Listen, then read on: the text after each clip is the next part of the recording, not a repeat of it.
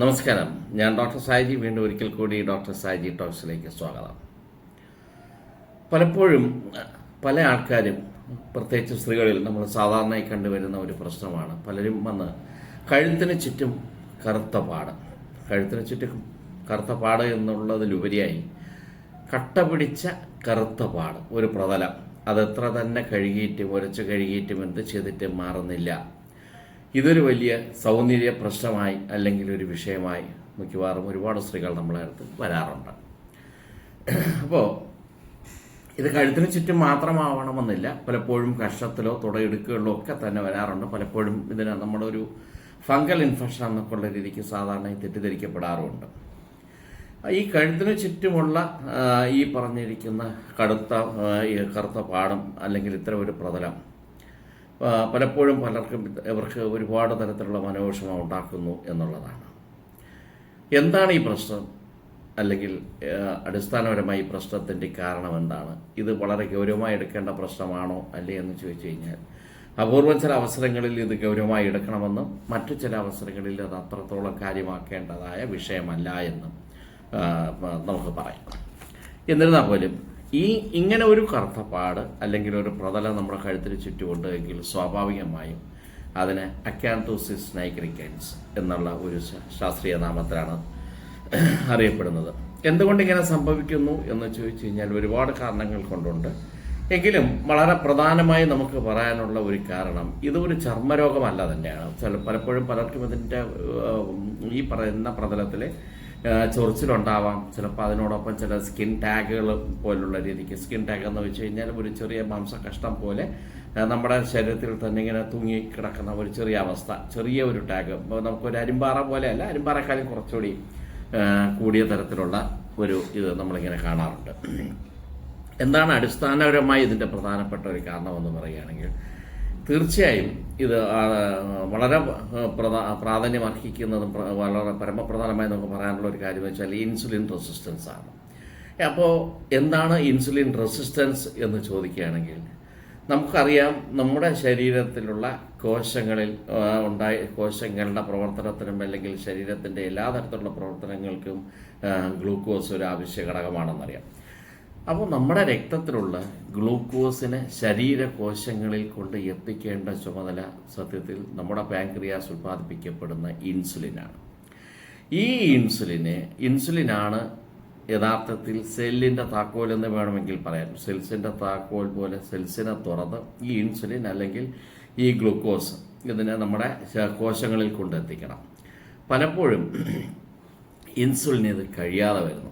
എപ്പോഴാണ് ഇൻസുലിന് ഇത് കഴിയാതെ വരുന്നത് അല്ലെങ്കിൽ ശരീരം ഇൻസുലിൻ റെസിസ്റ്റൻസ് ആവുന്നത് എപ്പോഴാണ് എന്ന് പറഞ്ഞു കഴിഞ്ഞാൽ, വളരെ രണ്ടാമതൊന്നും ആലോചിക്കാതെ നമുക്ക് തന്നെ പറയാം, അതിന് പ്രധാനമായ കാരണം അമിതമായ വണ്ണമാണ്.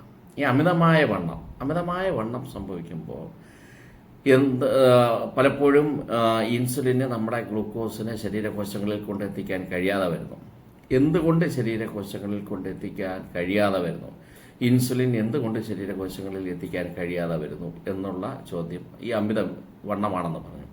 എങ്ങനെയാണ് ഈ അമിതവണ്ണം നമുക്കിത് പ്രശ്നമാകുന്നത് അല്ലെങ്കിൽ ബാധകമാകുന്നത് എന്ന് ചോദിച്ചു കഴിഞ്ഞാൽ, നമുക്ക് വളരെ വ്യക്തമായിട്ട് പറയാൻ കഴിയും. അമിതവണ്ണമുള്ള ഒരാൾക്ക് പ്രത്യേകിച്ച് നമ്മുടെ വയറിന് ചുറ്റുമുള്ള അബ്ഡമിനൽ ഫാറ്റാണ്. ആ അബ്ഡമിനൽ ഫാറ്റ് അടിഞ്ഞു കൂടുമ്പോൾ അവിടുന്ന് ചില കെമിക്കൽസ് ഫോം ചെയ്യുന്നു. ആ കെമിക്കൽസ് യഥാർത്ഥത്തിൽ നമ്മുടെ ഇൻസുലിൻ്റെ അല്ലെങ്കിൽ കോശങ്ങൾ ഇൻസുലിൻ ഇതുമായി കൂടുതലായിട്ട് ഒരു പ്രതിപ്രവർത്തനം നടത്തി നമ്മുടെ അതിനെ ഇൻസുലിൻ്റെ സെൻസിറ്റിവിറ്റി കൂട്ടുമ്പോൾ അല്ലെങ്കിൽ കോശത്തിൻ്റെ സെൻസിറ്റിവിറ്റി ഇതായി വരുമ്പോൾ ഈ കെമിക്കൽസിൻ്റെ ചില പ്രവർത്തനങ്ങളുടെ ഫലമായി, നിങ്ങൾക്ക് മനസ്സിലാവുന്ന തരത്തിൽ പ്രവർത്തനങ്ങളുടെ ഫലമായി ഈ ഇൻസുലിനെ ഈ പറയുന്ന കെമിക്കൽസ് അല്ലെങ്കിൽ തടസ്സം സൃഷ്ടിക്കുന്നു സെൽസിനകത്തോട്ട് ഇത് എൻ്റർ ചെയ്യാതിരിക്കാൻ വേണ്ടി. ഇത് ഈ ഗ്ലൂക്കോസിനെ സെൽസിനകത്തോട്ട് കടത്തി വിടുവാൻ സഹായിക്കാത്ത തരത്തിലുള്ള ഒരു തടസ്സം സൃഷ്ടിക്കുന്നു എന്നുള്ളതാണ്. അപ്പോൾ അങ്ങനെ വരുമ്പോൾ തീർച്ചയായും ഈ ഇൻസുലിൻ സെൻസിറ്റിവിറ്റി അമിതമായ വണ്ണം ഉള്ളത് കൊണ്ട് പ്രധാനമായും വരുമ്പോൾ എന്ത് സംഭവിക്കുന്നു എന്ന് വെച്ച് കഴിഞ്ഞാൽ, നമുക്കറിയാം ബ്ലഡിലെ ഗ്ലൂക്കോസ് ഉണ്ട്, ഇൻസുലിൻ നമ്മുടെ സെൽസിനെ അതിനകത്ത് കടത്തി വിടാൻ സഹായിക്കുന്നില്ല എന്ന് പറയുന്നു. അപ്പോൾ ബ്ലഡിലെ ഗ്ലൂക്കോസിൻ്റെ അല്ലെങ്കിൽ പഞ്ചസാരയുടെ അളവ് കൂടുന്നു. ബ്ലഡിലെ പഞ്ചസാരയുടെ അളവ് കൂടുതലായി വരുമ്പോൾ സ്വാഭാവികമായും നമ്മുടെ പാൻക്രിയാസ് ഗ്രന്ഥി ഇൻസുലിൻ ഉണ്ടാക്കിയിരിക്കുന്നത് പോരാ എന്നുള്ള നിഗമനത്തിലെത്തുകയും വീണ്ടും കുറച്ച് കൂടുതലായി ഇൻസുലിൻ ഉണ്ടാക്കുന്നു. എന്തിനു വേണ്ടി? കാരണം ഈ ഗ്ലൂക്കോസിനെ ശരീരകോശങ്ങളിൽ എത്തിക്കുക എന്നുള്ള ധർമ്മത്തിന് വേണ്ടി ശരീരം അറിയാതെ വീണ്ടും കുറച്ചുകൂടെ തരത്തിൽ ഇൻസുലിൻ ഉണ്ടാക്കുന്നു. അത് ഒരു ഹൈപ്പർ ഇൻസുലിനീമിയ എന്നുള്ള കണ്ടീഷനിലോട്ട് പോകുന്നു എന്നുള്ളതാണ്. അങ്ങനെ ഈ ഹൈപ്പർ ഇൻസുലിനീമിയ എന്നുള്ള കണ്ടീഷൻ വരുന്നു. ഇൻസുലിൻ അതിൻ്റെ പ്രവർത്തനം ഫലം ചെയ്യാതെ വരുന്നു. യഥാർത്ഥത്തിൽ അതായത് ഇൻസുലിൻ റെസിസ്റ്റൻസ് ആവുന്നു. റെസിസ്റ്റൻസ് എന്നുള്ള രീതിക്ക് തടസ്സം സംഭവിക്കുന്നു. ബ്ലഡിൻ്റെ ഗ്ലൂക്കോസ് അളവ് കൂടുകയും ചെയ്യുന്നു. ഈ ഇൻസുലിൻ വീണ്ടും ഹൈപ്പർ ഇൻസുലിൻ, ഈ ഇൻസുലിൻ തന്നെ വീണ്ടും ശരീരകോശങ്ങളിൽ കൂടുതലായി വിഘടിപ്പിക്കുവാനുള്ള ഒരു ശ്രമം നടത്തുന്നു. ആ ശ്രമം നടത്തുമ്പോൾ അതൊരു പൊറ്റ പോലെ വീണ്ടും ഒരു ലെയർ അവിടെ ഫോം ചെയ്യുന്നു. അപ്പോൾ ചുരുക്കത്തിൽ ഈ ഇൻസുലിൻ റെസിസ്റ്റൻസ് എന്ന് പറയുന്ന പ്രശ്നമാണ് യഥാർത്ഥത്തിൽ ഇതിനകത്ത് പ്രധാനമായി വരുന്നത്. അത് വീണ്ടും കോശങ്ങളെ വിഘടിപ്പിക്കുന്നു, വീണ്ടും ആ രീതിക്ക് ചെയ്യുന്നു. അതുകൊണ്ട് തന്നെ വീണ്ടും കറുത്ത പ്രതലം വർദ്ധിക്കുന്നു എന്നുള്ളതാണ്. ചുരുക്കത്തിൽ നമുക്ക് മനസ്സിലാക്കാൻ പറ്റും, ഏതെങ്കിലും ഒരു വ്യക്തിക്ക് ഇങ്ങനെ കഴുത്തിന് ചുറ്റും ഭയങ്കര പൊറ്റ പിടിച്ച രീതിക്കുള്ള കറുത്ത പാടും അല്ലെങ്കിൽ അങ്ങനെ ഒരു പ്രതലമുണ്ട് എങ്കിൽ, ഒരുപക്ഷെ അത് 30 വയസ്സോ 35 വയസ്സിനോ താഴെയാണ് ആ വ്യക്തിയെങ്കിൽ വളരെ വേഗം ഈ വ്യക്തി അല്ലെങ്കിൽ ഡയബറ്റീസ് എന്ന് പറയുന്ന രോഗം പിടിപെടാൻ തയ്യാറായിരിക്കുന്നു, ശരീരം പാകപ്പെട്ടിരിക്കുന്നു എന്നുള്ളൊരു കാര്യം നമുക്ക് തീർച്ചപ്പെടുത്താവുന്നതാണ്. അതുകൊണ്ട് തന്നെ ഇത് ഒന്നാമത്തെ കണ്ടീഷൻ. രണ്ടാമത്, പലപ്പോഴും പലതരത്തിലുള്ള തൈറോയ്ഡ് രോഗങ്ങളുണ്ടെങ്കിൽ, PCOD ഉണ്ടെങ്കിൽ, നമ്മൾ മെറ്റബോളിക് സിൻഡ്രം എന്ന് പറയുന്ന ചില അസുഖങ്ങൾ, മെറ്റബോളിക് സിൻഡ്രം എന്ന് പറയുമ്പോൾ സാധാരണ ഇതും ലൈഫ് സ്റ്റൈൽ ഡിസോർഡറാണ്. പ്രമേഹത്തിനോടൊപ്പം പ്രഷറോ അല്ലെങ്കിൽ പ്രഷറോ ബ്ലഡ് പ്രഷറോ ഒപ്പം ഹൈപ്പർ കൊളസ്ട്രീമിയ, കൊളസ്ട്രോൾ ലെവലും ഒക്കെ കൂടി വരുന്ന ഒരു സാഹചര്യത്തിൽ നമ്മുടെ അതിൻ്റെ മെറ്റബോളിക് സിൻഡ്രം എന്ന് പറയുന്നു. ഇത്തരം കാര്യങ്ങൾക്കുമെല്ലാം തന്നെ ഈ പറയുന്ന ഇൻസുലിൻ റെസിസ്റ്റൻസ് ഒരു പ്രധാന ഘടകമാകുന്നു. എന്തിനേറെ ഫാറ്റി ലിവറിന് പോലും ഇൻസുലിൻ റെസിസ്റ്റൻസ് ഒരു ഘടകമാകുന്നു. അപ്പോൾ ഇതിൻ്റെ എല്ലാം ബേസിക്കായിട്ടുള്ള കാരണം അമിതഭാരം തന്നെയാണ് എന്നുള്ളതാണ്. അപ്പോൾ ഈ അവസ്ഥാവിശേഷങ്ങൾ കൂടെ കടന്നു പോകുമ്പോൾ ഇത്തരം കറുത്ത പാടോ പ്രതലോ കണ്ടു കഴിഞ്ഞാൽ ഈ പറയുന്ന അസുഖങ്ങളിൽ ഏതെങ്കിലും ഒന്ന് ഈ വ്യക്തിക്ക് വരാനോ അല്ലെങ്കിൽ ഈ വ്യക്തിക്ക് ഉണ്ട് എന്നുള്ളത് നമുക്ക് 100 തരത്തിൽ നമുക്ക് 100% അനുമാനിക്കാൻ കഴിയും എന്നുള്ളതാണ് ഇത്. അപ്പോൾ നമ്മുടെ ഭാരം യഥാവിധം നമ്മുടെ അതിനെ നിയന്ത്രിക്കുക എന്നുള്ളതാണ്. അപ്പോൾ ഒരാളുടെ ഏത് വിധത്തിലാണ് ഭാരം നിയന്ത്രിക്കേണ്ടത്, ഏത് തരത്തിലാണ്, അല്ലെങ്കിൽ അമിതവണ്ണം എങ്ങനെ നമുക്ക് തിരിച്ചറിയാമെന്ന് പറഞ്ഞു കഴിഞ്ഞാൽ, ഒരു മനുഷ്യൻ്റെ ബോഡി മാസ് ഇൻഡെക്സ് നിങ്ങൾക്കറിയാമായിരിക്കും. അത് നിജപ്പെടുത്തിയാണ് നമ്മുടെ അമിതഭാരമാണോ ഇല്ലയെന്ന് അറിയുന്നത്. അത് നമ്മുടെ ഒരു മനുഷ്യൻ്റെ weight in kilogram divided by height in metre square എന്നാണ്. ഒരു മനുഷ്യൻ്റെ ശരാശരി ഭാരം എത്രയാണോ ആ ഭാരത്തിന് അവൻ്റെ ഹൈറ്റിൻ്റെ മീറ്റർ കണക്കിലാക്കി അതിൻ്റെ സ്ക്വയർ കൊണ്ട് ഹരിച്ച് നോക്കി കിട്ടുമ്പോൾ ഉള്ളതാണ് നമുക്ക് ബോഡി മാസ് ഇൻഡെക്സ്. ആ ബോഡി മാസ് ഇൻഡെക്സ് യഥാവിധം 25-ൽ താഴെ നിലനിർത്തുക എന്നുള്ളതാണ് അഭികാമ്യം എന്നുള്ളതാണ് വസ്തുത.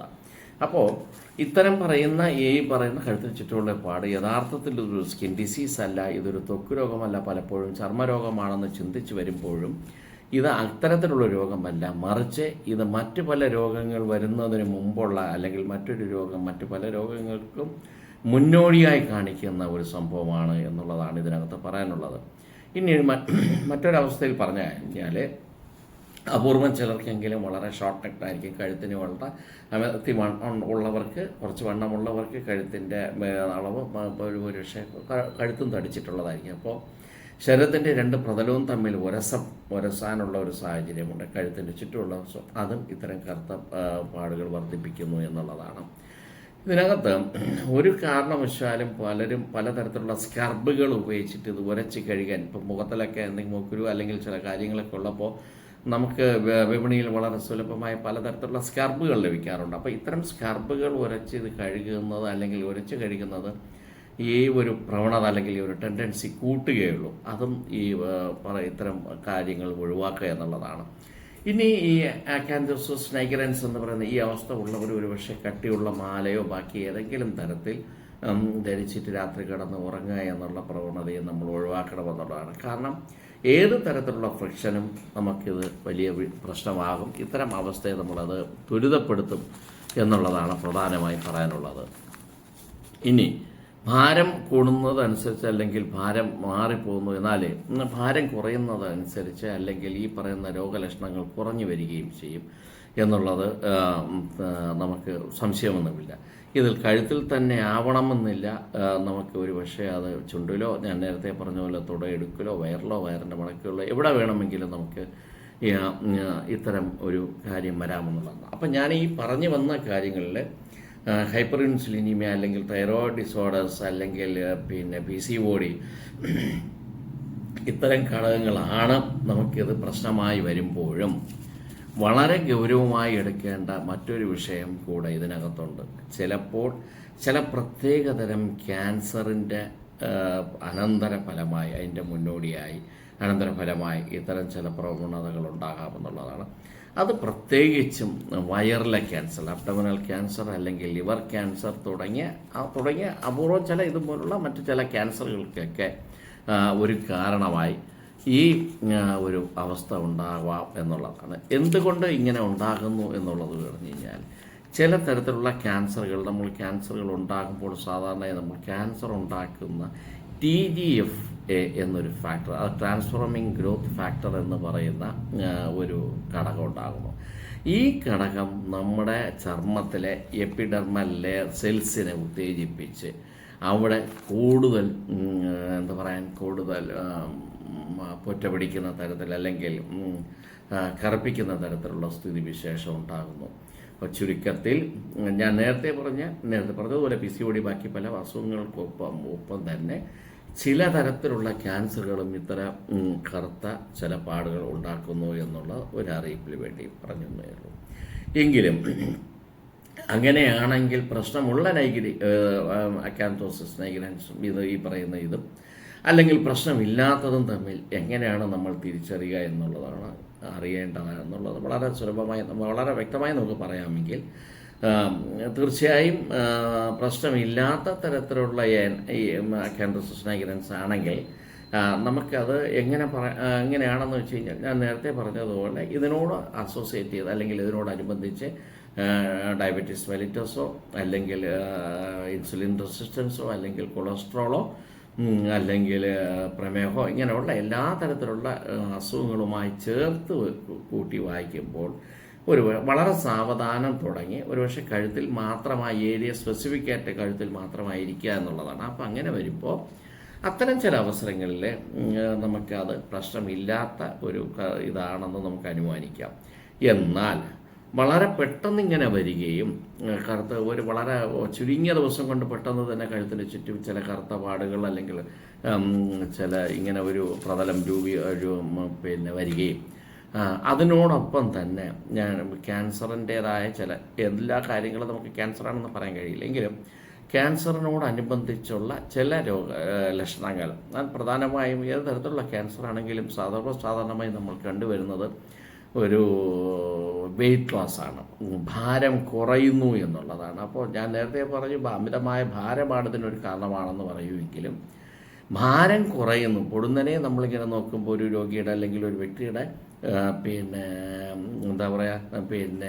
ഭാരം കുറഞ്ഞു വരികയും ക്രമം മാറ്റി ഭാരം കുറഞ്ഞു വരികയും ഒപ്പം ഈ കറുത്ത പാടുകയും വരികയും ചെയ്യുകയാണെങ്കിൽ തീർച്ചയായും അവിടെ നമ്മൾ ക്യാൻസർ സസ്പെക്റ്റ് ചെയ്യണം. ക്യാൻസറിനെ കുറിച്ച് ഏതൊക്കെ കാര്യങ്ങളാണ് ക്യാൻസറായി മാറുന്നത്, എപ്പോഴാണ് നമ്മളത് ക്യാൻസർ സംശയിക്കേണ്ടതെന്നുള്ള ഒരു വീഡിയോ ഇതിനു മുമ്പ് ഞാൻ ചെയ്തിട്ടുണ്ട്. തീർച്ചയായും എൻ്റെ ഒരു ലിങ്ക് ഇതിൻ്റെ കൂടെ കൊടുക്കാമെന്നുള്ളതാണ്. അപ്പോൾ ചുരുക്കത്തിൽ നമുക്ക് പ്രശ്നമുള്ളതും പ്രശ്നമില്ലാത്തതുമായ പല വിഷയങ്ങൾ അറിഞ്ഞ് കൊണ്ട് ഇത്തരം ഒരു സംഭവം ഉണ്ടാകുന്നു എന്നുള്ളതാണ്. അപ്പോൾ എന്തുകൊണ്ട് ഇത് നമുക്ക് എങ്ങനെ ചികിത്സിച്ച് മാറ്റാം, കാര്യം അറിഞ്ഞ് മാത്രമേ ഇതിന് ചികിത്സയുള്ളൂ. പ്രത്യേകിച്ച് എന്താണ് ഇപ്പോൾ ഇൻസുലിൻ റെസിസ്റ്റൻസ് ആണെങ്കിൽ ഇൻസുലിൻ റെസിസ്റ്റൻസ് എന്നുള്ള ഇത് കുറയ്ക്കുക, തൈറോയിഡിൻ്റെ ആണെങ്കിൽ തൈറോയ്ഡ് രോഗങ്ങൾ കുറയ്ക്കുക, അതിൻ്റെ ഇത് വെച്ച് കൊളസ്ട്രോൾ ആണെങ്കിൽ ആ കൊളസ്ട്രോൾ ലെവൽ കൺട്രോളിൽ നിലനിർത്തുക എന്നുള്ള അത്തരം അവസ്ഥകളിൽ കൂടി മാത്രമാണ് നമുക്കിത് കൂടുതലായി നമുക്കത് കുറയ്ക്കുവാൻ സാധിക്കുന്നത്. ഇതിനകത്ത് പലപ്പോഴും എന്നാൽ ചില നാടൻ രീതികളും ചില പ്രയോഗങ്ങളും കൊണ്ടും ഇതിന് വളരെയധികം മാറ്റം വരുത്താൻ കഴിയും എന്നുള്ള കാര്യത്തിനും നമുക്കൊരു സംശയമൊന്നുമില്ല. ഇനി ഒരു പക്ഷേ ഈ പറയുന്ന കറുത്ത പ്രതലം അല്ലെങ്കിൽ പാട് കഴുത്തിന് ചുറ്റും വളരെ അഗ്ലിയായിട്ട് വളരെ മോശമായി തോന്നുന്ന ഒരു വ്യക്തി ഒരുപക്ഷെ കൂടുതലായിട്ട് ബൈക്ക് യാത്രയോ അല്ലെങ്കിൽ വളരെ സൺ എക്സ്പോഷറായിട്ടുള്ള വ്യക്തിയാണെങ്കിൽ മുഖത്ത് സൺസ്ക്രീൻ ലോഷൻ പുരട്ടുന്നതിന് പകരം അത് നമുക്ക് സൺ പ്രൊട്ടക്ഷൻ ഫാക്ടർ നമ്മൾ പറഞ്ഞു 30-നും 50-നും ഇടയ്ക്ക് ഉള്ള സൺ പ്രൊട്ടക്ഷൻ ഫാക്ടർ അതിനകത്ത് SPF അതുണ്ടാവണം. അത്തരം ക്രീമുകൾ ഒരുപക്ഷെ മുഖത്ത് പുരട്ടുന്നതിനോടൊപ്പം തന്നെ കഴുത്തിന് ചുറ്റും പുരട്ടി സൂര്യതാപമേക്കുന്നത് നമുക്ക് കുറയ്ക്കുവാൻ നമ്മൾ ശ്രമിക്കേണ്ടതാണ്. ഒന്ന്. രണ്ടാമതായി ഞാൻ നേരത്തെ പറഞ്ഞു കാര്യകാരണങ്ങൾ നമ്മൾ വീണ്ടും കുറയ്ക്കണമെന്ന് പറഞ്ഞു. ഇതിനകത്ത് പിന്നെ വളരെ ഇതായി ശരീരത്തിലെ ഏത് പാടുകളായിക്കോട്ടെ പോട്ടെ, പ്രത്യേകിച്ചുള്ള കറുത്ത പാടോ അല്ലെങ്കിൽ മറ്റെന്ത് പാടുകളും ഇങ്ങനെയുള്ള ഒരു ഇതുണ്ട് എങ്കിൽ അത്തരം കാര്യങ്ങൾ ഒഴിവാക്കുവാൻ നമ്മളെ ഏറ്റവും അധികം സഹായിക്കുന്ന ഒരു വൈറ്റമിനാണ് വൈറ്റമിൻ K2. ഈ വൈറ്റമിൻ K2 നമുക്ക് എവിടെയൊക്കെ കിട്ടുമെന്ന് പറഞ്ഞു കഴിഞ്ഞാൽ നമുക്ക് താറാവ്, കോഴിയുടെ ലിവർ, താറാവിൻ്റെ ലിവർ, ചീസ്, വെണ്ണ, മുട്ടയുടെ മഞ്ഞക്കരുവ്, ഇത്തരം ഇതിൽ നിന്നും വൈറ്റമിൻ K2 കിട്ടും. അതിനകത്ത് വളരെ ആധികാരികമായി എടുത്തു പറയാനുള്ളത് ഇത്തരമുള്ള കറുത്ത പാടുകളും കാര്യങ്ങളൊക്കെ മാറ്റാൻ നമ്മളെ സഹായിക്കുന്നത് ഈ ഫെർമെൻറ്റഡ് സോയാബീൻസ് എന്നാണ്. നമുക്കറിയാം ഈ ഫെർമെൻറ്റഡ് ആയിട്ടുള്ള പൊതുവെയുള്ള ഏത് കാര്യങ്ങളും നമ്മുടെ ഗട്ട് ബാക്ടീരിയ, വയറിനകത്തുള്ള കുടലിനകത്തുള്ള നല്ല ബാക്ടീരിയയ്ക്ക് ഉത്തമമാണെന്നും അത് ഗട്ടിൻ്റെ അല്ലെങ്കിൽ കുടലിൻ്റെ ആരോഗ്യം പരിപോഷിപ്പിക്കും. പലപ്പോഴും ദഹനവ്യവസ്ഥയും കുടലിൻ്റെ ആരോഗ്യവും മെച്ചപ്പെട്ട് വരുമ്പോൾ തന്നെ പലതരത്തിലുള്ള ത്വക്ക് രോഗങ്ങൾ നമുക്ക് മാറാൻ വളരെയധികം സാധ്യതയുണ്ട്. അപ്പോൾ K2 അടങ്ങിയിട്ടുള്ള ഫെർമെൻറ്റഡ് സോയാബീൻസ് ഇന്ന് നമ്മുടെ സൂപ്പർ മാർക്കറ്റുകളിലും വിപണിയിലുമൊക്കെ അത് വളരെ സുലഭമായി വാങ്ങാൻ ലഭിക്കുന്നതുമാണ്. നമുക്കത് കിട്ടും. അപ്പോൾ അത്തരം കാര്യങ്ങൾ ഉപയോഗിച്ച് കഴിഞ്ഞാൽ ചർമ്മം കുറച്ചുകൂടെ ഒന്ന് മിനുസപ്പെടുത്തുവാനും ഇത്തരം അവസ്ഥകൾ ഒഴിവാക്കാനും കഴിയും. ഇനി ഇതിലുപരിയായും സാധാരണ കണ്ടുവരുന്ന മറ്റൊരു പ്രയോഗമാണ് കടലമാവ്. കടലമാവിനോടൊപ്പം തന്നെ ഒരല്പം നാരങ്ങ നീരും ഒരല്പം തേനും കൂടെ ചേർത്ത്, വളരെ കുറച്ച് അളവിൽ തേനും കൂടെ ചേർത്ത് ഒരു മിശ്രിതം ഉണ്ടാക്കി അത് കഴുത്തിന് ചുറ്റും തേച്ച് പിടിപ്പിക്കുകയാണെങ്കിൽ ഇതും നമുക്ക് വളരെയധികം ഫലപ്രദമായി വരും എന്നുള്ളതാണ് നമ്മുടെ അനുഭവത്തിൽ അറിയാമെന്നുള്ളത്. അപ്പോൾ ഏത് തന്നെയാണെങ്കിലും എന്തുകൊണ്ട് ഇത് വരുന്നു എന്നുള്ള കാര്യം യഥാർത്ഥത്തിൽ നമ്മൾ അത് ഐഡൻറ്റിഫൈ ചെയ്യുക. അത് ഐഡൻറ്റിഫൈ ചെയ്തതിന് ശേഷം അതിന് തക്കെയുള്ള അതിൻ്റെ എന്താണോ കാരണം അതിനെക്കുറിച്ച് നമ്മളത് വ്യക്തമായി അത് കുറച്ച് കൊണ്ടുവരുന്നതിന് ശേഷം അതിൻ്റെ കാരണക്കുറച്ചതിന് ശേഷം എക്സ്റ്റേണലായിട്ട് ഇത്തരം നിർദോഷപരമായിട്ടുള്ള ഇത്തരം ചില കാര്യങ്ങൾ അപ്ലൈ ചെയ്യുക. ഈ അപ്ലൈ ചെയ്ത് അല്ലെങ്കിൽ ഏത് വൈറ്റമിനാണോ നമുക്ക് ആവശ്യമായി വരുന്നത് ആ വൈറ്റമിൻ അത് ചെയ്തേ പറ്റൂ. അത് ചെയ്താൽ മാത്രമേ നമുക്കതിന് ഒരു പരിഹാരം കണ്ടെത്താൻ പറ്റൂ. അങ്ങനെയുള്ള കാര്യങ്ങൾ ചെയ്ത് വളരെ എളുപ്പത്തിൽ നമുക്ക് ഈ പ്രശ്നങ്ങൾ പൂർണ്ണമായി മാറ്റാമെന്നുള്ളതാണ്. അത് ഈ കാര്യം അറിയാതെ നമ്മളിതൊരു ചർമ്മരോഗമാണെന്ന് തെറ്റിദ്ധരിച്ചിട്ട് ഏതെങ്കിലും തരത്തിലുള്ള ഓയിൻമെൻറ്റുകളോ ബാക്കിയുള്ളതൊക്കെ വെറുതെ തേച്ച് പുരട്ടിയിട്ട് യാതൊരുവിധ പ്രയോജനമില്ല. അതുകൊണ്ട് തന്നെ വളരെ സ്ത്രീകൾക്കും പല പുരുഷന്മാരാണെങ്കിൽ പോലും ഒരുപാട് ആൾക്കാർക്ക് പൊതുജന മധ്യത്തിൽ കാണിക്കാൻ പറ്റാത്ത തരത്തിലുള്ള അവരുടെ അപകർഷതാബോധം ഉണ്ടാക്കുന്ന ഇത്തരം ഒരു വിഷയത്തെക്കുറിച്ച് നിങ്ങളോട് സംസാരിക്കണമെന്ന് ആഗ്രഹിച്ചുകൊണ്ടാണ് ഇന്ന് ഈ വീഡിയോ ചെയ്തത്. തീർച്ചയായും നിങ്ങൾക്ക് ഈ വീഡിയോ ഇഷ്ടപ്പെട്ടെങ്കിൽ ഇതിനെ ലൈക്ക് ചെയ്യുക, ഇത് സബ്സ്ക്രൈബ് ചെയ്യുക, ഹൈപ്പ് ചെയ്യുക. മറ്റൊരു വിഷയവുമായി മറ്റൊരവസരത്തിൽ നമുക്ക് കാണാം. വീണ്ടും കാണുന്നതിന് നന്ദി, നമസ്കാരം, താങ്ക് യു.